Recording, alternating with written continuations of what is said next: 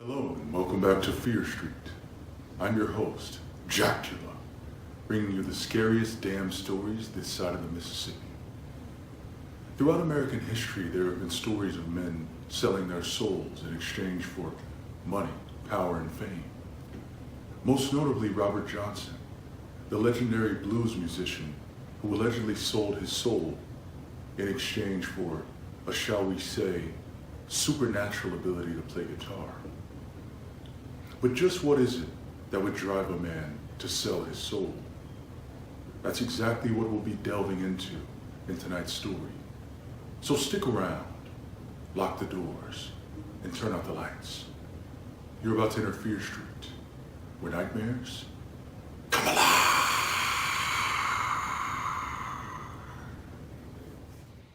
All my life, I always wanted to be famous. I always wanted to be loved. I know it sounds lame, but I grew up with 2 sisters and a brother. My mom raised all of us by herself. She never complained. Well, except those few times she packed up a suitcase and threatened to leave us. Man, we begged her not to.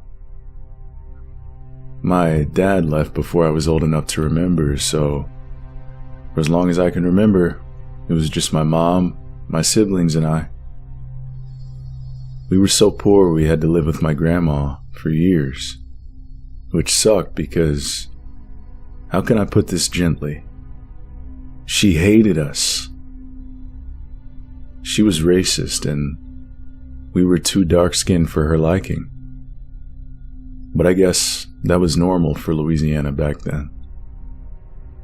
I say back then, but hell, it was only the 90s. She died young.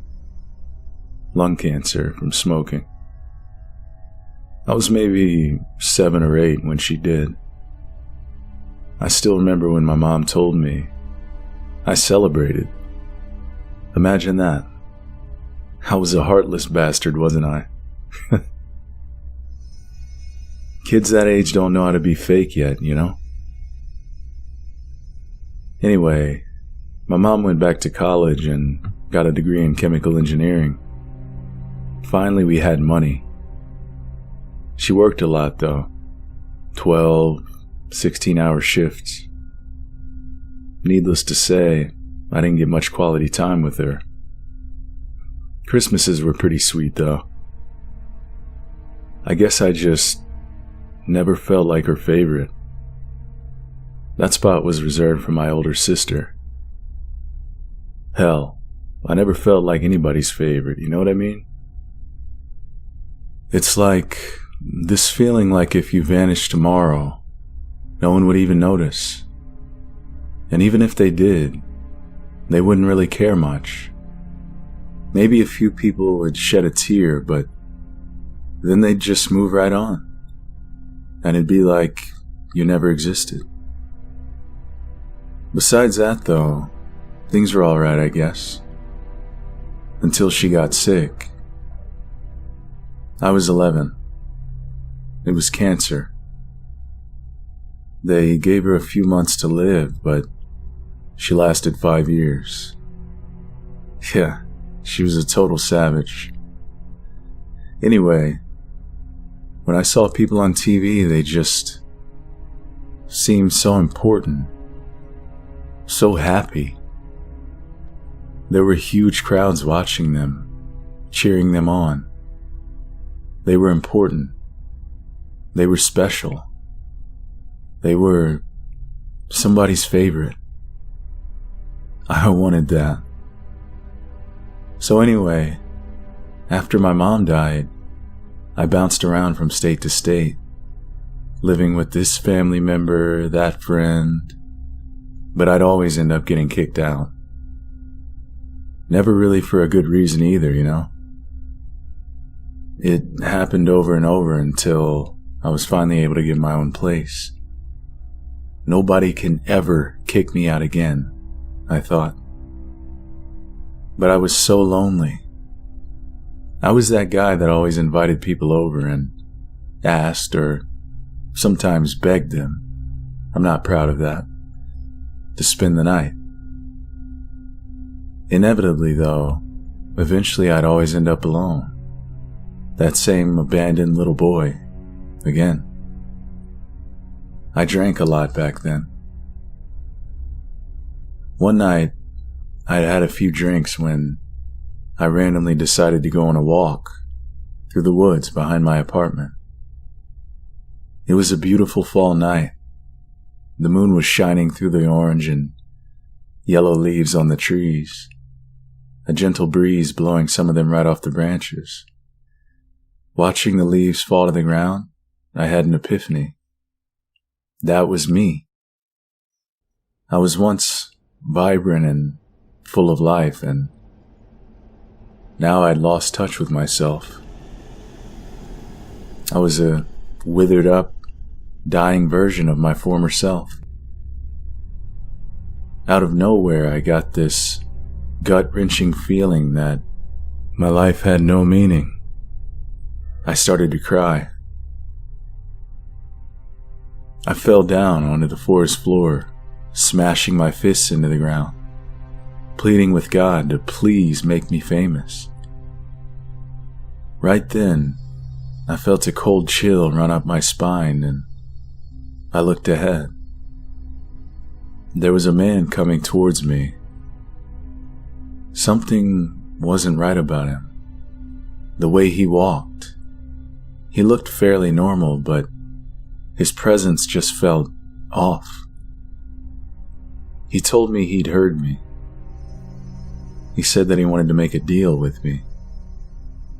He said he'd give me everything I ever wanted. Make me famous, important. He said that people would finally love me. I can't say why I believed him. I can't say I didn't know there was a catch, but I did it. I made the deal. The next day, I bought a guitar and started writing music. I hadn't even played guitar before, but the music poured out of me effortlessly, without so much as a thought.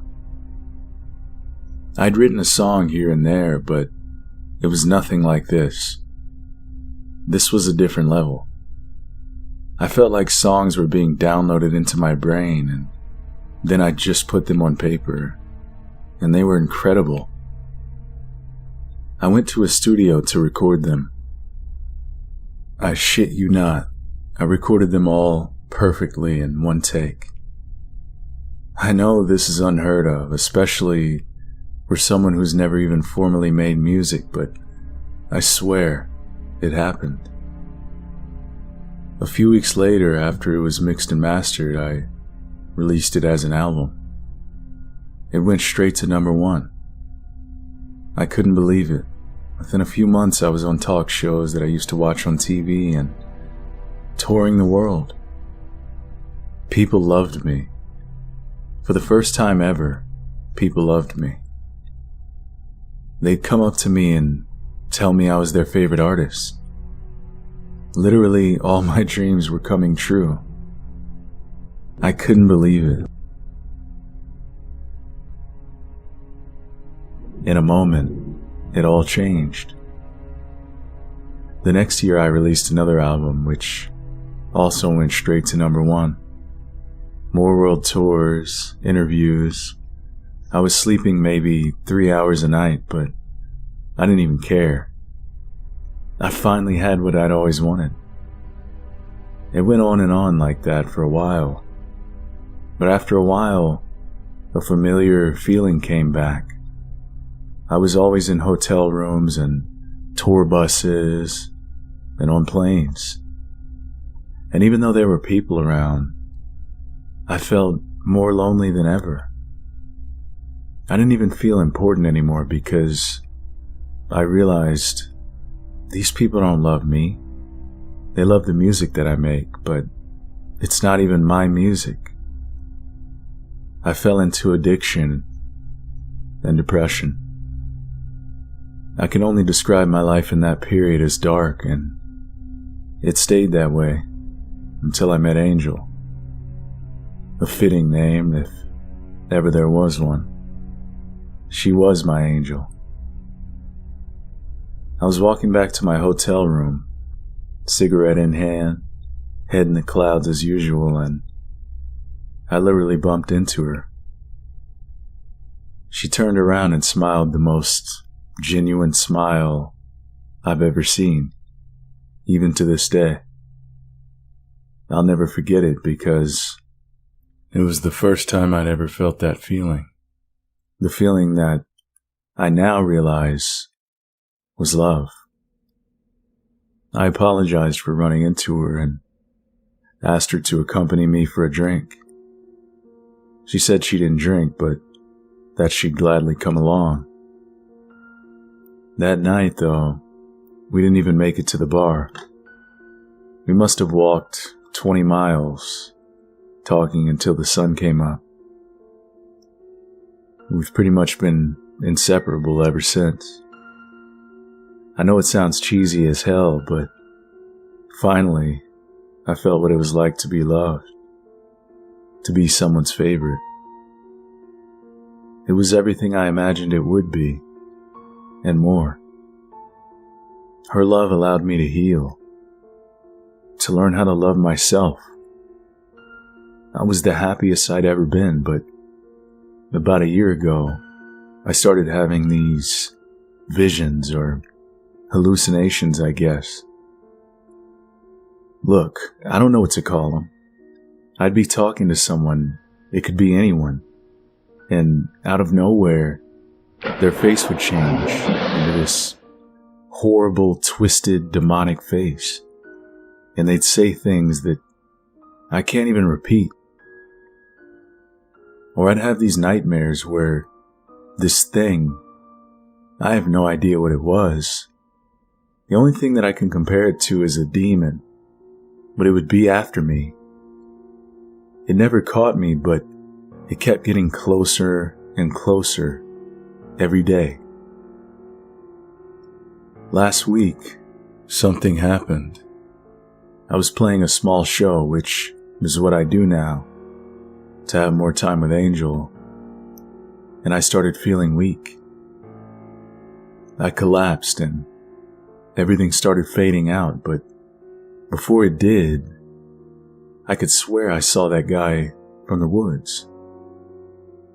He was in the front row of the crowd, smiling. I woke up in the hospital, so weak I could barely lift my arms. The doctors ran some tests and they say they've never seen anything like it. Apparently I'm dying, but they have no idea why. I almost wish I could say the same. It'd make things easier. Just a regular guy dying, you know? Anyway, they're doing everything they can to figure out what's going on, but they say I won't make it through the week. Angel's been by my side the whole time. I knew I'd have to pay for what I did sooner or later. I guess I just didn't think it'd be so soon. It sounds so stupid saying it out loud, but at the end of the day, I sold my soul because I just wanted to be loved. Is that so wrong? I just wish I'd known then what I know now. People don't love you for what you do. The right people, the ones that really love you, they love you simply because you're you. They usually come along when you least expect it, and when they do, you'll wish you could live just a little bit longer, just to feel that love a little more. Oh, and before you judge me, just remember, all of us sell our souls every day, in all kinds of ways, and we pay for it later. Usually, that's right when we realize how valuable life is. That's why I'm writing this letter to no one in particular. It's too late for me. I'm going to hell. But maybe there's still time for you.